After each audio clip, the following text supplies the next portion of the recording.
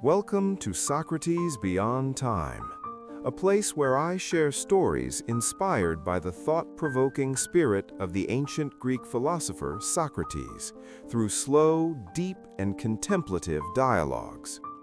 In the series Socrates and the Masters of Persuasion, Socrates journeys across time to meet influential figures throughout history, engaging them in conversations that explore the true nature of persuasion, not merely as a technique, but as a way human beings connect with one another. Though these encounters are fictional, the spirit of Socrates and the insights revealed in each dialogue carry a timeless value, inviting us to reflect on how we think, speak, and influence others. If you'd like to explore this journey more deeply, you're warmly invited to visit socratesbeyondtime.blogspot.com, where these reflections continue, quietly yet meaningfully. There are encounters that do not aim to provide answers, but to make questions impossible to avoid. When Socrates faces Rackham, persuasion is no longer about presenting solutions, but becomes a journey that helps others see the gap between the present and what they truly desire. One asks questions to awaken awareness. One asks questions to reveal the cost of not changing. Between them, there is no imposition, only a very subtle shift. Is the most powerful moment of persuasion when people no longer listen to others, but begin to listen to themselves. London, late 20th century. A morning in a glass-walled meeting room, natural light flowing across a long table of pale wood. Documents rest in front of each person. No one has opened them yet. No dazzling slides, no impressive opening line. Only people sitting across from one another with closed folders between them. A man does not begin by speaking. He asks. He asks about problems not yet named. He asks about consequences not yet seen. He asks about the future if nothing changes. Socrates sits quietly at the end of the table. A faint smile appears on his face. At last, he thinks, sales has returned to its rightful place, the art of asking questions so that another person can discover what they truly need.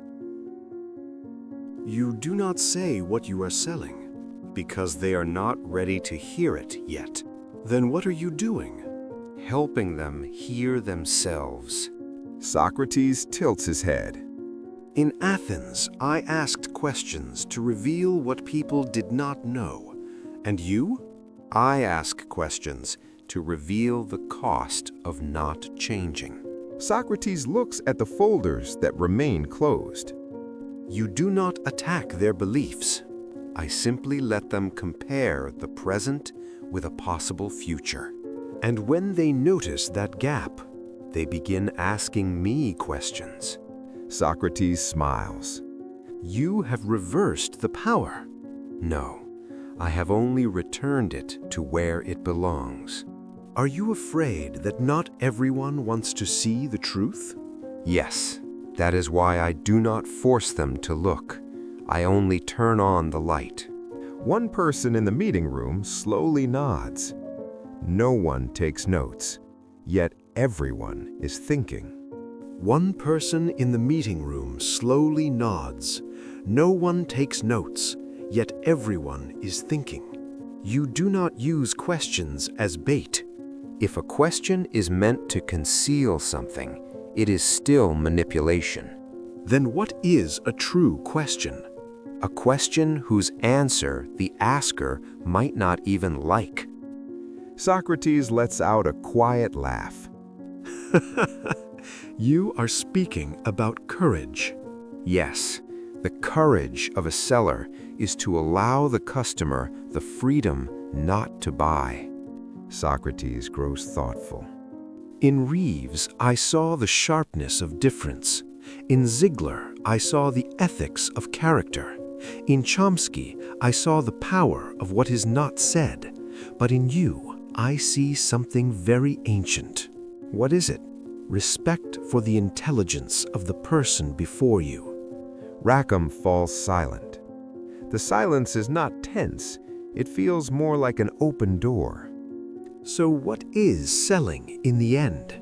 Helping another person speak aloud what they have already felt but have not yet dared to face. Socrates rises, as if the conversation has reached its natural end. Perhaps a great salesperson is not one who speaks well, but one who listens deeply enough for the right question to appear. Rackham nods. And when the question appears, the solution is no longer a sales pitch, but a natural consequence. Socrates walks out of the meeting room. No one notices that he was ever there. But a few decisions in that room will no longer be the same.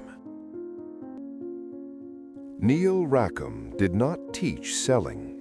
He taught the patience of intelligence.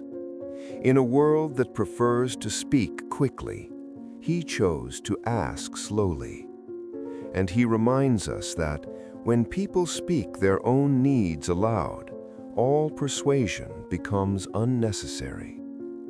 Perhaps the highest form of selling is not closing a deal, but the moment when the person across from you looks directly at the problem and says, "I see it now."